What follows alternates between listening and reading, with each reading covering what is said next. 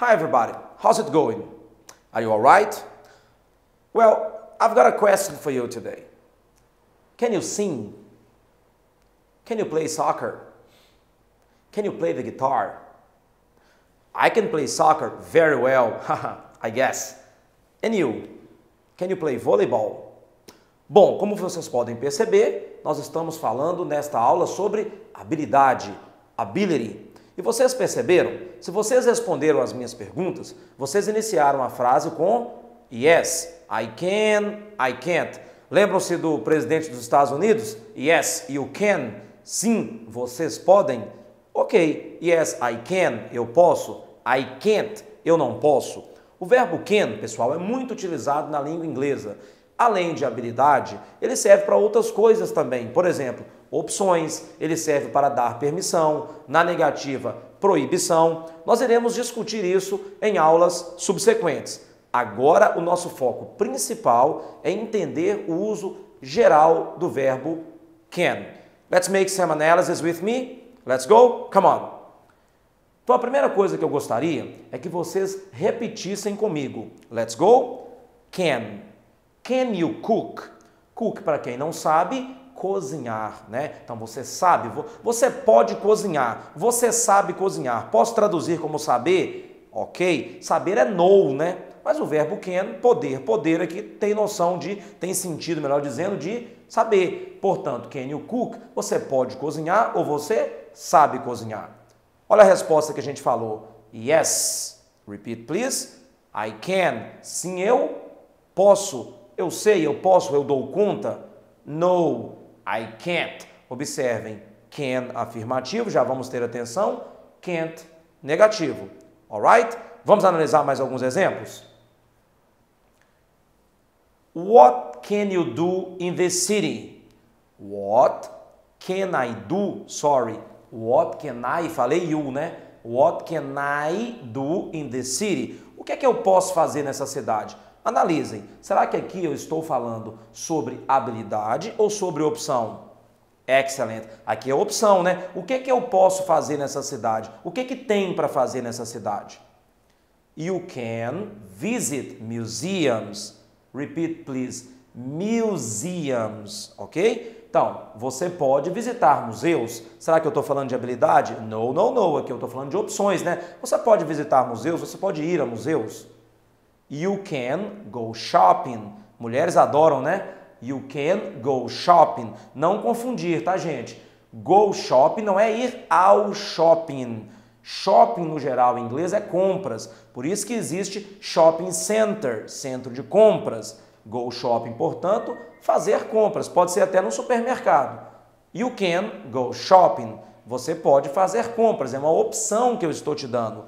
More examples, let's go. You can go to bars. Você pode ir a bares. You can't go to the beach. Você não pode ir à praia. Aqui em Minas não tem praia, né? You can't go to the beach. Não dá para ir à praia, você não pode. People can go dancing. As pessoas podem sair para dançar. Elas podem dançar, então tem local para dançar. Vamos lá mais? O verbo can, pessoal, portanto, ele pode expressar habilidade, ele pode expressar também opções. São os dois pontos em que estamos dando ênfase na aula agora. A forma negativa de can't, como eu já falei, can't. Portanto, let's repeat. Can, ability, options, can't. Mais uma transparência para a gente analisar. O verbo can é um verbo modal. Aí eu queria parar um pouquinho para falar sobre verbo modal com vocês. Perceberam que tudo com o verbo can está um pouquinho diferente dos outros verbos? Por exemplo, nós aprendemos em inglês que quando um verbo é conjugado no simple present, eu mantenho o verbo no infinitivo sem o to.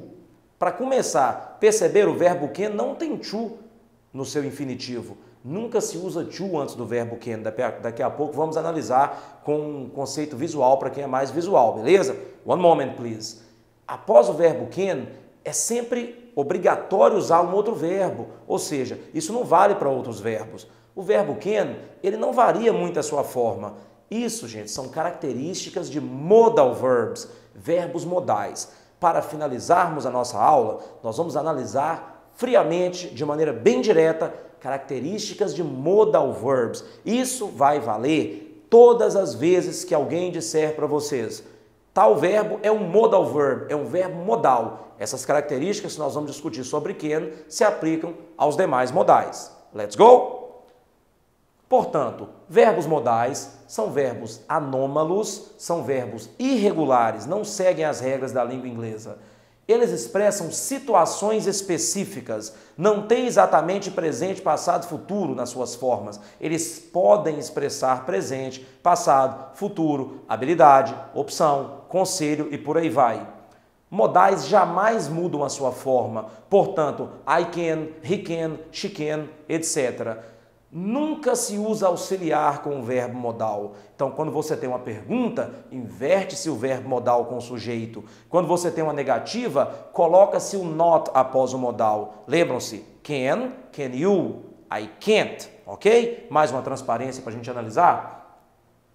Acabei de falar, ó, em perguntas, o verbo modal vai before the subject. Ele fica antes do sujeito. Em negativas, acrescentamos not, cannot, tudo junto mesmo, ou can't. Palavra to, não se usa to, como eu já falei, nem antes, before, nem após modal. Opa. Então, após o verbo modal, o segundo verbo vai vir sempre na forma base. Infinitivo sem to. Lembram-se que na aula anterior a gente falou sobre usarmos dois verbos juntos? Conjuga-se o primeiro, coloca-se o segundo no infinitivo e que para alguns verbos a gente vai usar forma base? Pois bem, para verbos modais eu uso forma base. Mais uma transparência? Então, modal verb então, never, ok? Nunca, two modals together, nunca vamos usar dois modais juntos. Sempre o verbo que seguir o modal estará na forma base, ok? Mais uma transparência para a gente analisar. Verbo modal, aquele exemplo que eu falei antes, ó, vamos visualizar ele aqui, ele nunca muda a sua forma. Portanto, I, he, she, it, you, we e they can. Não tem variação. Se o verbo modal não fosse anômalo, teria que ser he, she, it cans, né? Não pode. O verbo modal jamais altera a sua forma. Atenção com isso. Outra coisa que eu falei, ó, ele é sempre seguido de outro verbo. Dance, drive. Imagina se eu digo para vocês assim, ó, I can. Você pode o quê? Então você sempre tem que ter um verbo para complementar. Outra coisa que eu disse, ó, este segundo verbo, ele fica no infinitivo sem to, forma base, ó, portanto, não é I can to dance, I can dance, não é she cans, é she can. Você também não diz she can dances, porque esse verbo aqui está no infinitivo sem to, isso é forma invariável, ok? Então são coisas muito importantes. She can to drive, incorreto, infinitivo sem to, she can drive.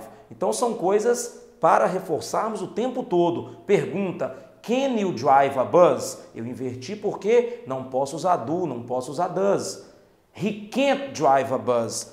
Não pode usar don't can, não pode usar does not can. Tá? Já havia reforçado.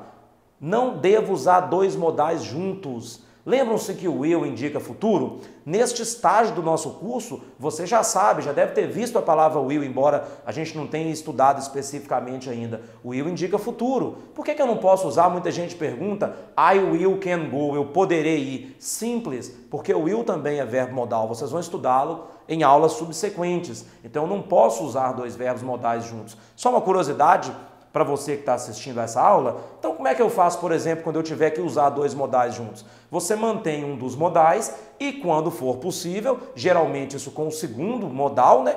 Não existe segundo modal, mas você colocaria ele aqui depois, você substitui por uma expressão sinônima. Por exemplo, can não é o mesmo que ser capaz de, to be able to. Então, num caso igual esse, eu corrigiria como I will be able to. Agora, por favor, pessoal, não vamos tirar conclusões erradas. O futuro de can é o will be able to? Não, can não tem exatamente futuro, can é um verbo modal. Modais expressam situações específicas. Eu tenho que usar o will para indicar futuro, então eu substituo o verbo can por uma expressão sinônima. Tudo bem? Nós vamos falar nas próximas aulas sobre outros verbos modais. Vamos falar de could, vamos falar de will, vamos falar de would, mas eu detalharei isso para vocês um pouco mais à frente, tudo bem? Só recapitulando, o que seria o will? O will é usado para indicar futuro, nem tradução tem. O que seria would? Would é usado para transformar os verbos como se eles fossem o futuro do pretérito em português. Nós vamos trabalhar com isso à parte. E could? Could é poderia, podia, mas isso, como eu já falei, nós trataremos nas aulas subsequentes. Alright? Thanks a lot for your attention. Can you understand me? I hope so. Bye bye.